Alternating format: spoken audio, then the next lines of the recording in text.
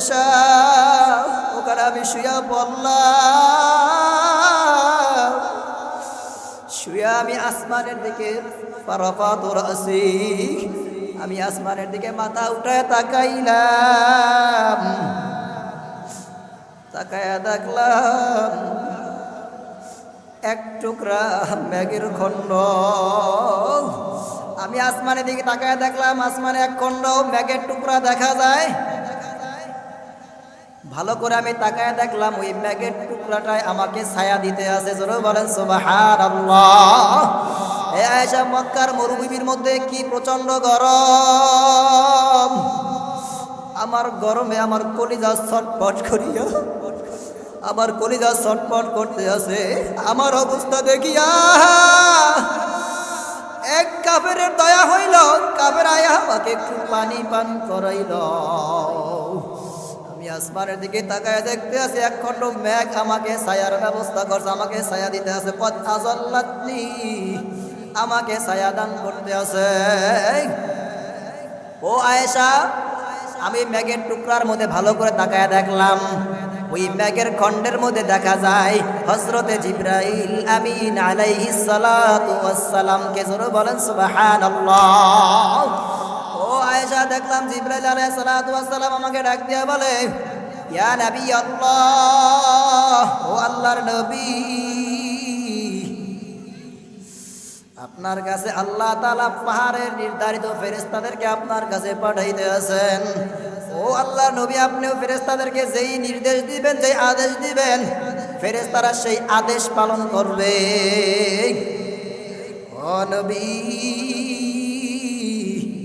আপনি আপনার ইচ্ছা মতো, আপনার খুশি অনুযায়ী যা মনে চায় আপনি ওই ফেরেশতাদেরকে হুকুম করেন। জিবরাইল আলাইহিস সালাতু ওয়াস সালাম বলেন, ও মালিক, আমার সেজদার সাথে ওই কালিমার সাথে কি মিল আছে? আল্লাহ তাআলা জানায় দেয়, ও জিবরাইল, ওই যে কালিমার মধ্যে দেখছো লা ইলাহা ইল্লাল্লাহু মুহাম্মাদুর রাসূলুল্লাহ, আমি শেষ জামানায় একজন নবী পাঠাইব, যেই নবীর নাম হইবে হযরতে মুহাম্মদ মুস্তাফা সাল্লাল্লাহু আলাইহি ওয়াসাল্লাম। জোরে বলেন সুবহানাল্লাহ। এরপর আল্লাহ বলেন, ওই নবীর উপর আমি 5 ওয়াক্ত নামাজ ফরজ করে দেব। যখন ওই নবীর উম্মত নামাজ আদায় করবে, এক এক রাকাত নামাজে, প্রত্যেক রাকাত নামাজে 2টা করে সেজদা। যখন ওই নবীর উম্মত সেজদার মধ্যে গিয়ে একবার ডাক দিবে সুবহানা রাব্বিয়াল আ'লা,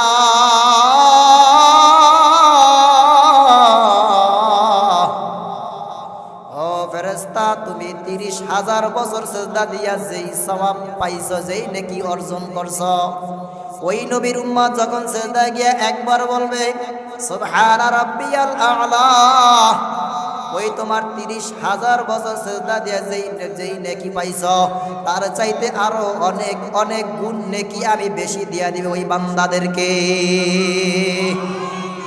জোরে বলেন সুবহানাল্লাহ। আমরা এমন নবীর উম্মত, এমন নবীর উম্মতে খুশি না বেজার? এই নবীর উম্মতের উপরে আল্লাহ পাক রব্বুল আলামিন একটা আসমানি গ্রন্থ নাজিল করছেন। গ্রন্থের নাম কি? জোরে বলেন, জোরে বলেন কোরআন। কোরআন শব্দের নাম কি? আসমানি কিতাবের নাম কি? কোরআন। ওই কোরআনের মধ্যে আল্লাহ পাক রব্বুল আলামিন বলেন, ইয়া আইয়ুহাল্লাযীনা আমানু দুখুলু ফাতিহার পরবর্তী সূরা হলো সূরা বাকারা। এই সূরা বাকারার 208 নম্বর আয়াতে আল্লাহ বলেন, ইয়া আইয়ুহাল্লাযীনা আমানু দুখুলু ফিস-সিলমি কাফা, হে ঈমানদারেরা, তোমরা যারা ঈমান আনছো, যারা আল্লাহকে আল্লাহ বলে বিশ্বাস করছো, যারা নবী মুহাম্মদকে নবী হিসাবে বিশ্বাস করছো, যারা জান্নাত জাহান্নামকে বিশ্বাস করছো, যারা পুনরুত্থানকে বিশ্বাস করছ, যারা কিয়ামতের ময়দানকে বিশ্বাস করছ, যারা কবরের আযাব ও গজবকে বিশ্বাস করছ, উদখুলু ফিস সিলমি কাফা, তোমরা পরিপূর্ণ ইসলামের মধ্যে ঢুইকা যাও। জোরে বলেন সুবহানাল্লাহ। পরিপূর্ণ ইসলাম কি?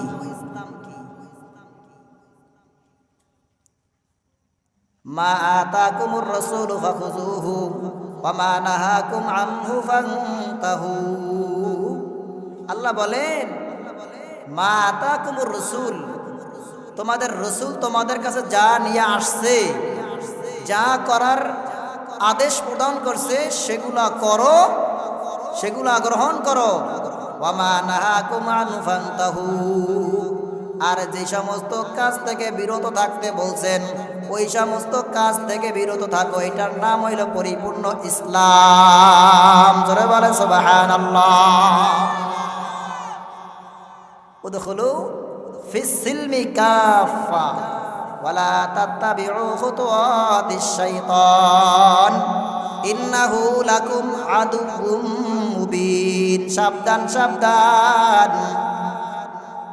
ওয়ালা তাত্তাবিউ, অনুসরণ করিও না, খুতুওয়াতিশ শাইতান, শয়তানের দেখানো পথে, শয়তানের দেখানো পথ তোমরা কি করো না, অনুসরণ করিও না।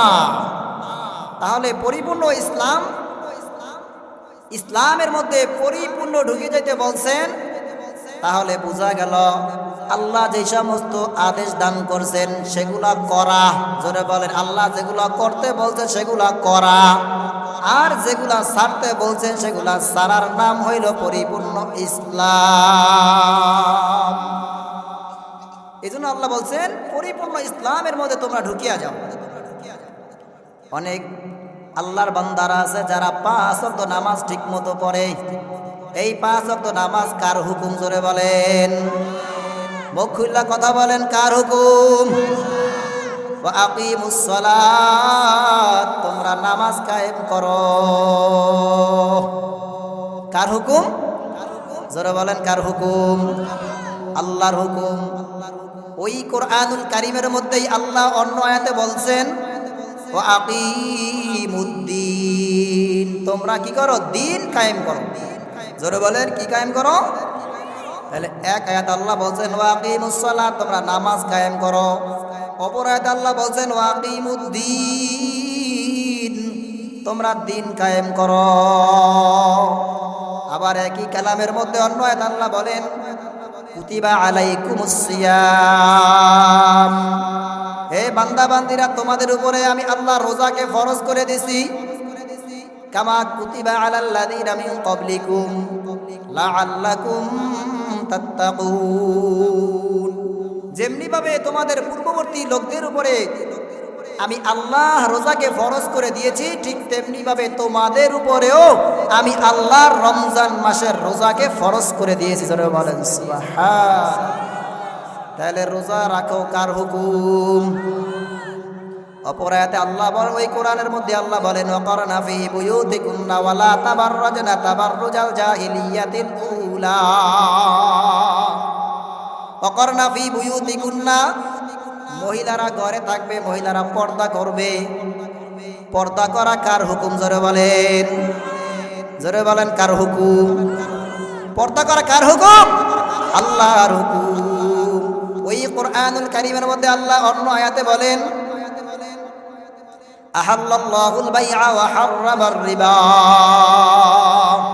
আল্লাহ তাআলা তোমাদের জন্য ব্যবসাকে করছেন হালাল, সুদকে করেছেন হারাম। জোরে বলেন, কার হুকুম? জোরে বলেন, কার হুকুম? নামাজ পড়া কার হুকুম? রোজা রাখা কার হুকুম? পর্দা কার হুকুম? সুদ থেকে বাঁচিয়া থাকো, ব্যবসাকে হালাল করছেন, সুদকে করেছেন হারাম, কার হুকুম? রমজান মাসের রোজা রাখা কার হুকুম? তাহলে রোজা রাখা আল্লাহর হুকুম, নামাজ পড়া আল্লাহর হুকুম, পর্দা করা আল্লাহর হুকুম, আল্লাহর জমিনে আল্লাহর দিন বাস্তবায়ন করা এটাও কার হুকুম? আল্লাহর হুকুম। তাহলে বোঝা গেল শুধু আকিমুস সালাত, নামাজ কায়েম করো, শুধু নামাজ পড়ার নাম এটা পরিপূর্ণ ইসলাম না। জোরে বলেন ঠিক না বেঠি? শুধু 5 ওয়াক্ত নামাজ পড়লাম, অন্যগুলা মানলাম না, অন্যগুলার উপর আমল করলাম না, আমি পরিপূর্ণ ইসলামের মধ্যে ঢুকতে এখনো পারি নাই। জোরে বলেন ঠিক না বেঠি? আমাদের পরিপূর্ণ ইসলামের মধ্যে ঢুকতে হবে, কারণ আল্লাহ কি বলছেন? পরিপূর্ণ ইসলামের মধ্যে ঢুকিয়া যাও। কেন ঢুকতে হবে? ইন্নাদ-দীনা ইনদাল্লাহিল ইসলাম। আল্লাহ তাআলার কাছে সবচাইতে মনোনীত ধর্মের নাম কি? জোরে বলেন ইসলাম। আল্লাহ তাআলার কাছে সবচাইতে মনোনীত ধর্মের নাম ইসলাম। এবার আসুন, তাহলে আল্লাহ কি বলছে? 5 ওয়াক্ত নামাজ পড়া আল্লাহর হুকুম। ওয়া আকিমুস সালাত, তোমরা নামাজ কায়েম করো।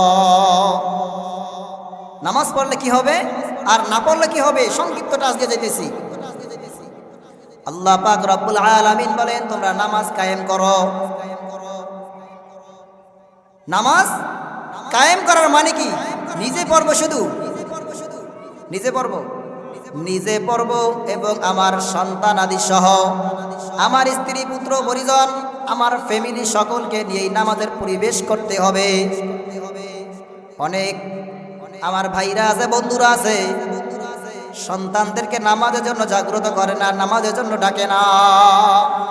আল্লাহর হাবিব সরদারে দু আলম হাদিসের মধ্যে ফরমান, মুরু আওলাদাকুম বিসসালাত ওয়া হুম আবনাউ সাবঈ সিনিন। তোমরা তোমাদের সন্তানদেরকে নামাজের আদেশ দাও যখন তাদের বয়স 7 বছর বয়সে উপনীত হয়। তাহলে কত বছর বয়সের সময় সন্তানকে নামাজের কথা বলতে হবে? জোরে বলেন। 7 বছর বয়সের সময় সন্তানকে নামাজের কথা বলতে হবে, নামাজের নির্দেশ দিতে হবে। ওয়াদরিবুহুম ওয়া হুম আবনাউ 10 সিনিন। 7 বছর বয়সের সময় যদি নামাজ না পড়ে, এভাবে বলতে বলতে 10 বছর পর্যন্ত বয়স, 10 বছর পর্যন্ত পৌঁছো। যদি 10 বছর বয়সের সময় যদি নামাজ না পড়ে, ওয়াদরিবুহুম, রাসূল বলেন প্রয়োজন হইলে তাদেরকে মারিয়া হইলেও নামাজের কথা বলো। এ বান্দা বান্দিরা, তোমরা যে সন্তানদেরকে আদর করিয়া ফজরের সময় নামাজের জন্য সন্তানকে ঘুম থেকে জাগাও না, বোঝা গেল তুমি তোমার সন্তানকে এটা আদর দেখাও না। কারণ তুমি জানো কি, তোমার এই সন্তানটা যদি নামাজের অভ্যাস না করে, যদি নামাজ না পড়ে, কাল কিয়ামতের ময়দানে ওই আল্লাহ পাক রব্বুল আলামিন জাহান্নামের টিকিট দিয়া দিবে, জাহান্নামে গিয়া শাস্তি পাইতে থাকবে। তাহলে বোঝা গেল সন্তানকে নামাজের জন্য সকালবেলা ঘুম থেকে জাগ্রত না করা এটা আদর নয়, বরং সন্তানটাকে আপনি জাহান্নামের দিকে পাঠাইতেছেন। জোরে বলেন নাউজুবিল্লাহ। কিয়ামতের ময়দানে যখন সন্তানের জন্য জাহান্নামের ফয়সালা হইয়া যাইবে, সন্তান চিৎকার দিয়া বলবে, ও মালিক, আজকে আমি একা জাহান্নামে যাইব না, আমার আব্বা আম্মাকে নিয়ে আসো, আমার আব্বা আম্মার সিনার উপর পাড়া দিয়ে আমি জাহান্নামে আজকে ঢুকব। কারণ আমার আব্বা আম্মা নামাজের জন্য বলে নাই, আমার আব্বা আম্মা নামাজের অভ্যাস আমাকে করায় নাই। সন্তানকে নামাজের নির্দেশ দেওয়ার পরেও নামাজ না পড়লে প্রয়োজন হইল লাঠি দ্বারা আঘাত করতে হবে, মারিয়া নামাজের অভ্যাস করতে হইবে। রাজি আছি তো ইনশাল্লাহ? সবাই রাজি আছে ইনশাল্লাহ? আমাদের সন্তানের নামাজের অভ্যাস তো করবো ইনশাআল্লাহ। 5 ওয়াক্ত নামাজ পড়লে কি হবে? আল্লাহর হাবিব সরদারে দু আলম কালামের আল্লাহর নবী সরদারে দু আলম বলেন, হে সাহাবায়ে কেরাম, শোনো, তোমাদের কাছে একটা জিনিস জানতে চাই, তোমরা বলো দেখি, যদি কারো বাড়ির সামনে বড় একটা পুকুর থাকে বা নদী থাকে, আর ওই নদীর মধ্যে যদি কেউ দৈনিক 5 বার গোসল করে, তাহলে ওই বান্দা বান্দির শরীরে কোনো নাপাক বা কোনো ময়লা আবর্জনা থাকতে পারে কিনা? সাহাবায়ে কেরাম রাদিয়াল্লাহু তাআলা আলাইহিম আজমাইন একই কণ্ঠে সকলে বলে উঠলেন, ইয়া রাসূলুল্লাহ, ইয়া হাবিবাল্লাহ, কোনদিন সম্ভব না। ওই বান্দা বান্দির শরীরে কোনো নাপাকি কোনো ময়লা আবর্জনা থাকতে পারে না। জোরে বলেন সুবহানাল্লাহ। আল্লাহর নবী সরদারে দু আলম বলেন, ও সাহাবায়ে কেরাম শোনো, ঠিক যেই বান্দা বান্দিরা দৈনিক 5 ওয়াক্ত নামাজ ঠিকমতো আদায় করবে, ওই বান্দা বান্দির আমল নামায় কোনো গুনাহ থাকতে পারে না। জোরে বলেন কথা ঠিক না বেঠিক? এই জন্য দৈনিক 5 ওয়াক্ত নামাজ আদায় করা লাগবে কি লাগবে না? দৈনিক 5 ওয়াক্ত নামাজ আদায় করা লাগবে। আল্লাহ তাআলা অপর আয়াতে বলেন, কুতিবা আলাইকুমুস সিয়াম কামা কুতিবা আলাল্লাযীনা মিন ক্বাবলিকুম লাআল্লাকুম তাত্তাকুন। এই বান্দা বান্দিরা, সামনে রমজান আসছে। আল্লাহ বলেন, কুতিবা আলাইকুমুস সিয়াম, তোমাদের উপরে রমজান মাসের রোজাকে ফরজ করে দেওয়া হয়েছে। আল্লাহ ডাক দেয়া বলে, বান্দা বান্দিরা খেয়াল করে শোনো, পর্দার আড়ালের আমার মা আমার বোনেরা, আমার মালিক মাওলা ডাক দিয়া বলে, বান্দারা বান্দিরা, আমি আল্লাহ তোমাদের উপর রমজান মাসের রোজাকে ফরজ করে দিয়েছি। তোমাদেরকে বছরে 12টা মাস দান করলাম। 12 মাস আমি আল্লাহ তোমাদেরকে রোজা রাখতে বলি নাই। আমি আল্লাহ তোমাদেরকে মাত্র একটা মাস আমার জন্য রোজা রাখতে বলছি। এ বান্দা বান্দিরা, তোমরা রোজা রাখো না, তোমরা হইলা বড়ই নিমখারাম। আল্লাহ বলেন, ইন্নাল ইনসানা লিরাব্বিহি লাকানুদ, মানুষ বড় নিমখারাম। এ বান্দারা, আমি আল্লাহ তোমাদেরকে বছরে 12টা মাস দান করলাম। আমি আল্লাহ 12 মাসেই তোমাদেরকে রোজা ফরজ করে দেইনি।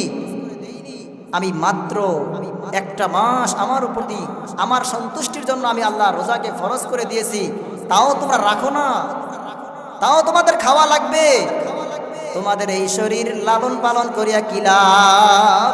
এই শরীরের মধ্যে কিয়ামতের ময়দানে আবার মালিক মাওলা জাহান্নামের আগুন দ্বারা বানানো পোশাক পরায়া দিবে। এই শরীরকে লালন পালন করিয়া কি লাভ? কোনো লাভ নাই, কোনো মূল্য নাই। তোমার শরীরকে তুমি রোজা না রাখিয়া খাবার খাইয়া মোটা তাজা করছো, তোমার এই শরীর তো কিয়ামতের ময়দানে কোনো খবরই থাকবে না। তোমাকে কবরের মধ্যে রাখার সাথে সাথে তোমার শরীরের মধ্যে জাহান্নামের আগুন দ্বারা তৈরি পোশাক পরায়া দিবে। জাহান্নামের আগুন দ্বারা তৈরি পোশাক পরানোর সাথে সাথে তোমার শরীরের সমস্ত গোশতগুলা সব পচিয়া গলিয়া পুরিয়া পুরিয়া গলিয়া গলিয়া পড়তে থাকবে। এ বান্দা বান্দিরা, এখনো বুঝো, সামনে রমজান মাস আসতে আছে, ভালো করে মনে বুঝাও রে মন। এখন থেকে দৃঢ় নিয়ত করলাম, সামনে রমজান আসছে, একটা রোজা ভাঙব না। এ দোকানদার ভাইরা আমার, আল্লাহ তাআলা বলছেন 1 মাস রোজা ফরজ করছি।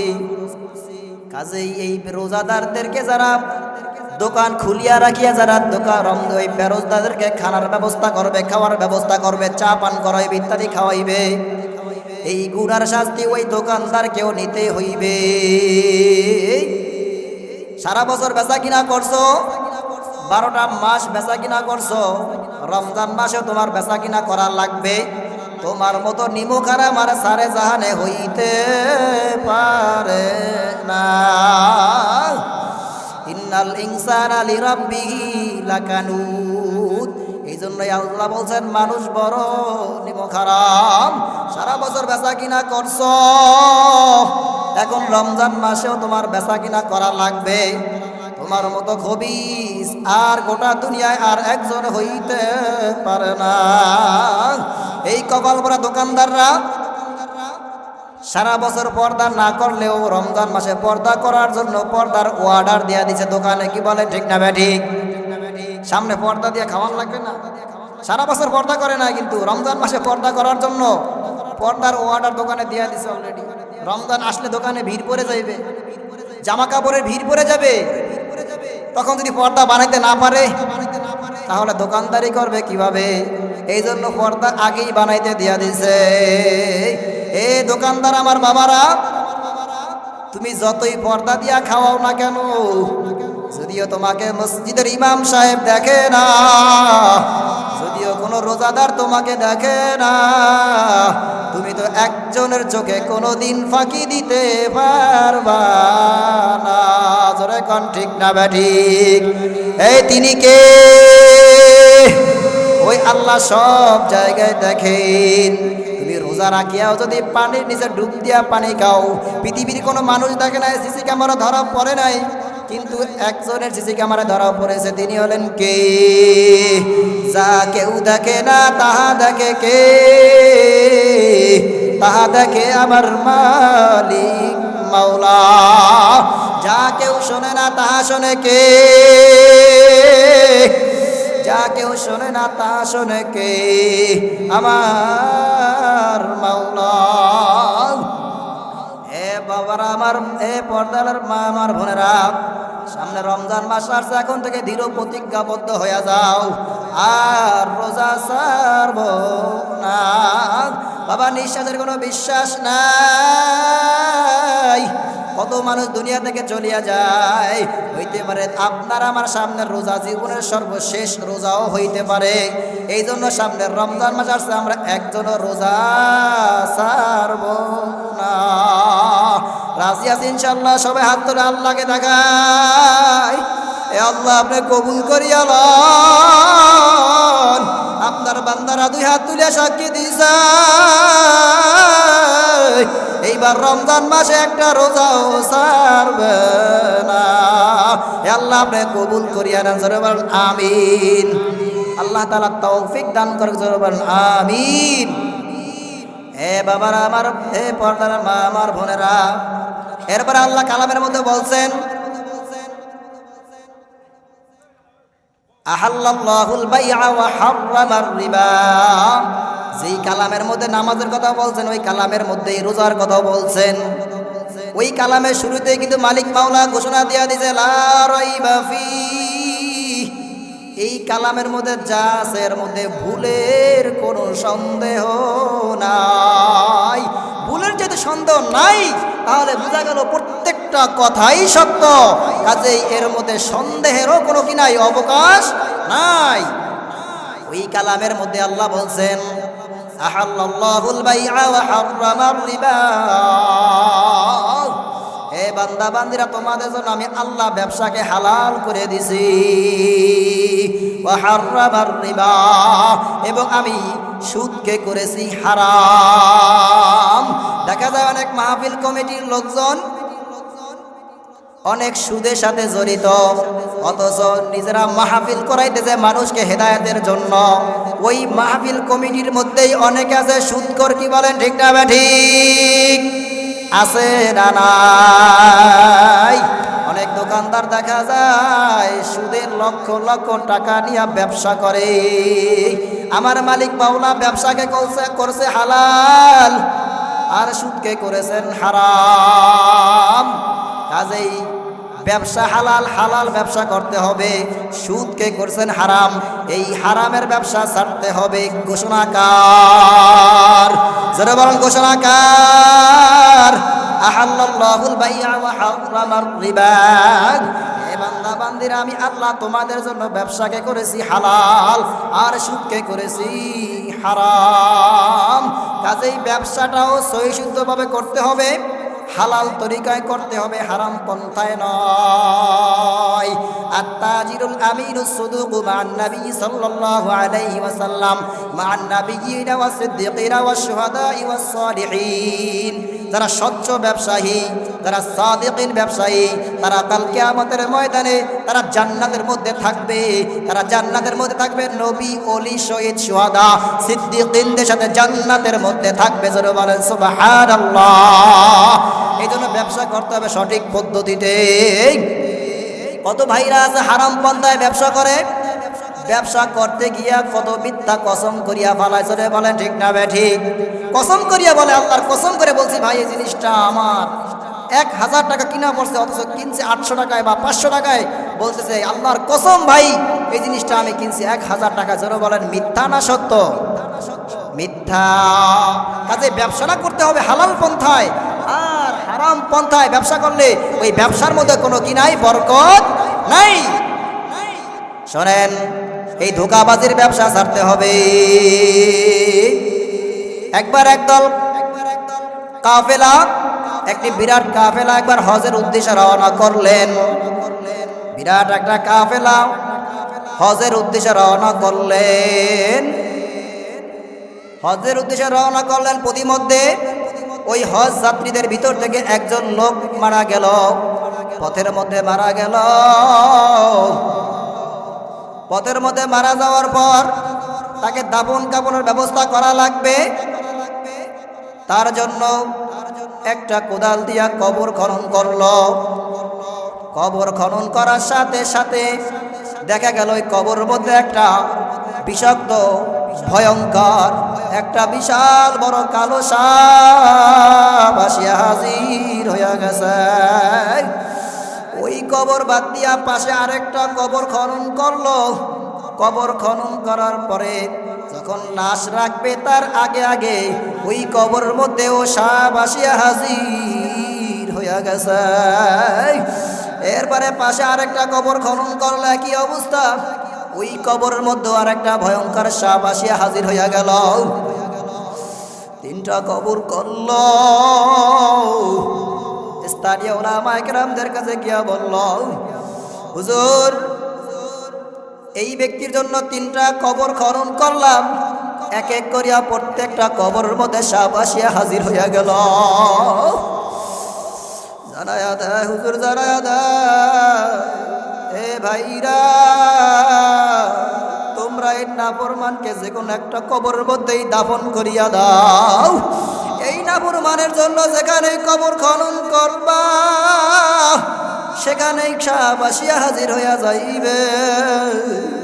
অতএব তাকে যে কোনো একটা কবরের মধ্যেই দাফন করিয়া দাও। আল্লাহু আল্লাহ। এবার ওই কাফেলা হজ আদায় করিয়া ওই লোকের বাড়িতে গিয়া তার স্ত্রীর কাছে গিয়া বলল, হে বোন রে, প্রত্যেক স্বামীর স্ত্রী তার স্বামী সম্পর্কে ভালো করিয়া জানে, আমাদেরকে একটু তথ্য দিবানি। তোমার স্বামী এমন কি কাজ করত? তোমার স্বামী প্রতিমধ্যে মারা গেল, তাকে দাফন কাফনের ব্যবস্থা করলাম। যেখানে কবর খনন করি সেখানে কবরের মধ্যে সাপ আসিয়া হাজির হইয়া যায়। ওই মহিলা চোখের পানি সারিয়া দিয়া কয়, হুজুর আমার স্বামীর কবরে কেনই বা সাপ আসবে না, কেনই আযাব হবে না? আমার এই স্বামী হারাম পন্থায় ব্যবসা করত। আমার স্বামী কাঁচামালের ব্যবসা করত। কাঁচামালের ব্যবসা করার সময় উপরে দিয়া রাখতো ভালো ভালো মাল সাজায়া রাখতো, আর ভিতরে সমস্ত পচা মালগুলা দিয়া দিত। যখন কাস্টমার আসতো বেচা কেনার জন্য, মাল ক্রয় করার জন্য, তখন নিচে থেকে ঢুকাইয়া ওই ময়লা যুক্ত ওই খারাপ মালগুলা দিয়া দিত, মাপ দিয়া দিত। এই যে মানুষকে ঠগাইল, এই ঠগাবার কারণে আমার মালিক মাওলা আমার স্বামীর উপর অসন্তুষ্ট হইয়া আমার স্বামীর উপরে এমন গজব চাপায়া দিছে। এ দোকানদার ভাইরা, এক ব্যবসায়ী আমার ভাইরা, দেখা যায় অনেক দোকানে দেখা যায় উপরে সাজায়া পরায়া সুন্দর মালামাল গুলা রাখিয়া দেয়। কি বলেন ঠিক না ঠিক? দেখছেন কি দেখেন নাই? দোকানদাররা উপরে মাল সাজায়া রাখে, ভিতরে রাখে খারাপগুলা রাখে, যখন কাস্টমার যায় ভিতর থেকে খারাপ মালগুলা দিয়া দেয়। কি বলেন ঠিক না বেঠিক? এই ধোঁকাবাজির ব্যবসা করা যাবে না। ঘোষণাকার, আরো জোরে বলেন ঘোষণাকার, আল্লাহু আল্লাহ। এই ব্যবসাটা কিন্তু হালাল, কিন্তু ধোঁকাবাজি করার কারণে ব্যবসাটা হয়ে গেল হারাম।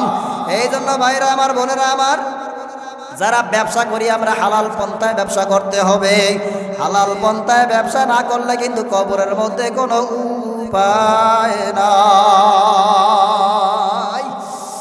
এ ভাইরা বাবারা, ওই একই কালামের মধ্যে আমার মালিক মাওলার ঘোষণা, ও আকিমুদ্দিন, তোমরা আল্লাহর জমিনে আল্লাহর দ্বীন বাস্তবায়ন করো। জোরে বলেন সুবহানাল্লাহ। ওয়া আকিমুদ্দিন, তোমরা আল্লাহর জমিনে আল্লাহর দ্বীন বাস্তবায়ন করো। এ ভাইরা বাবারা, এখনো কিন্তু যারা দ্বীনের পথে চলতেছো না, দ্বীনের পথে চলতেছো না, আমার মালিক মাওলা কিন্তু ছাড়বে না। এ ভাইরা, কবরের মধ্যে প্রশ্ন হবে কয়টা? কবরের মধ্যে প্রশ্ন কিন্তু হবে তিনটা। মান রাব্বুকা ওয়া মান দীনুকা ওয়া মান নাবিয়ুকা। মান রাব্বুকা ওয়া মা দীনুকা, তোমার দিন কি, তোমার রব কে? তোমার রবকে যদি হাজারো হাজার হাজার লক্ষ লক্ষ বার কোটি কোটি বার তাসবিহ পড়ি আর মুখস্থ করো, আল্লাহ আল্লাহ মুখস্থ করো, কবরের মধ্যে কিন্তু ওই জবাব দেওয়া যাবে না যদি আমার মালিক মাওলার হুকুম না মানি। জোরে বলেন ঠিক না বেঠিক? যদি আমার মালিক মাওলার হুকুম না মানি, আমার মালিক মাওলার অর্ডার না মানি, কবরের মধ্যে যদি মুখস্থ করিয়াও যাই, তবুও কিন্তু ওই ফেরেশতার জবাব দেওয়া যাবে না।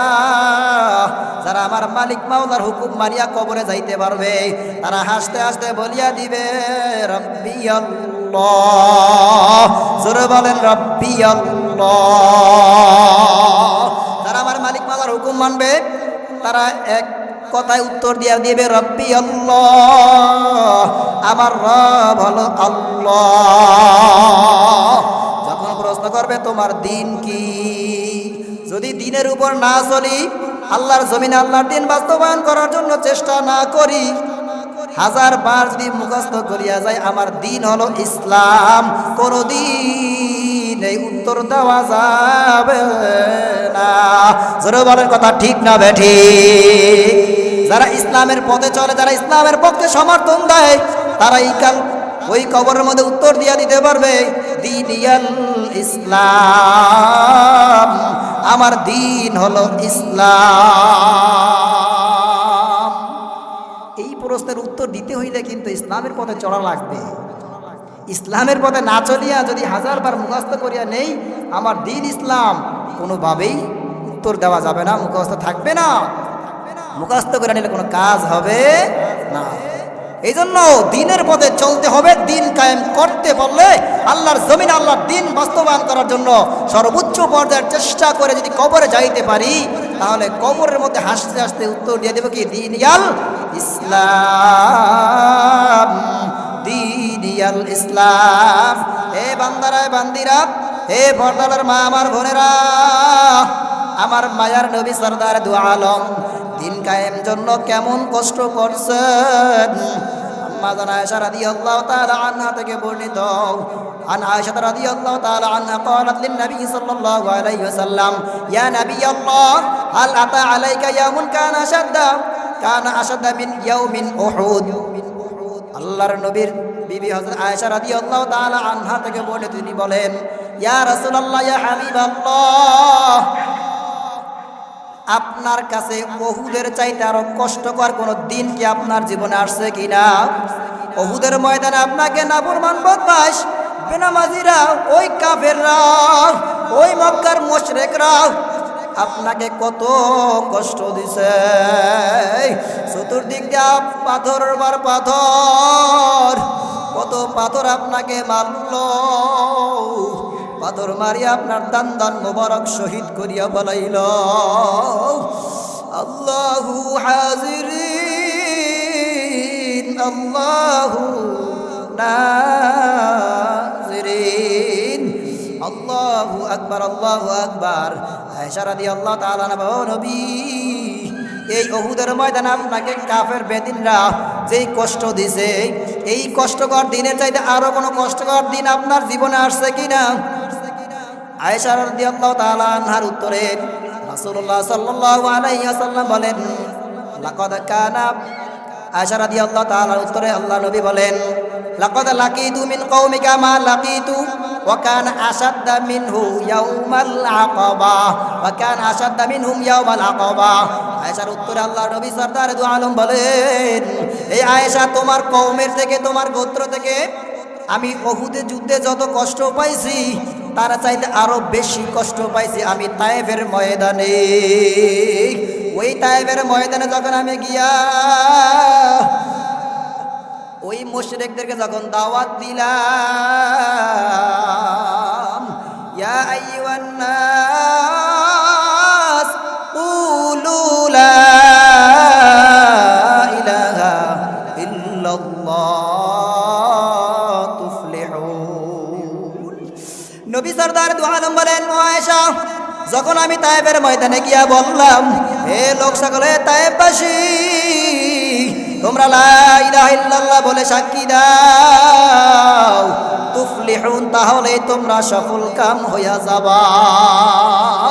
হে আয়েশা, তায়েফবাসীরা আমার দাওয়াত তো গ্রহণ করলই না, বরং আমাকে উল্টা আঘাতের বার আঘাত শুরু করছে, আমাকে মাইরের বার মার শুরু করছে, আমার সারা গায়ে আঘাত করছে, আমার দান মোবার, আমার সারা শরীর ভাইয়া রক্ত পড়তে আছে, আমাকে দুই গালে এত পাথর মারছে, আমার গালগুলা ফাটিয়া রক্ত ঝরতে আছে।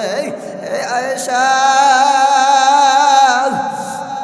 আল্লাহু আকবার। আমি যখন সর্বশেষ নৈরাশ হয়ে গেলাম, যখন ভাবলাম সে দাওয়াত গ্রহণ করবে না, পরিশেষে হাদিসের মধ্যে আসছে, আল্লাহ নবী বলেন, ও আয়েশা, আমি সর্বশেষ একজন ব্যক্তিকে দাওয়াত দিলাম, ইবনে আব্দে ইয়ালিল ইবনে কুলালকে আমি দাওয়াত দিলাম, মনে করলাম আমার দাওয়াত সে গ্রহণ করবে, অথচ ইবনে আব্দে ইয়ালিল ইবনে কুলাল আমার দাওয়াতও গ্রহণ করলো না, উল্টা আমার দাওয়াত গ্রহণ না করিয়া আমার উপর আঘাতের পর আঘাত করতে শুরু করছে। আল্লাহ নবী সরদার দু আলম বলো, আয়েশা, এবার আমি এত ক্লান্ত হইয়া গেলাম, আমি বেহুশে জমিনের মধ্যে পড়িয়া গেলাম। আমি যখন আবার একটু হুশ হইলাম, হুশ হওয়ার সাথে সাথে আবার যখন সামনের দিকে চললাম, আবার আমাকে পাথর মারা শুরু করিয়া দিল।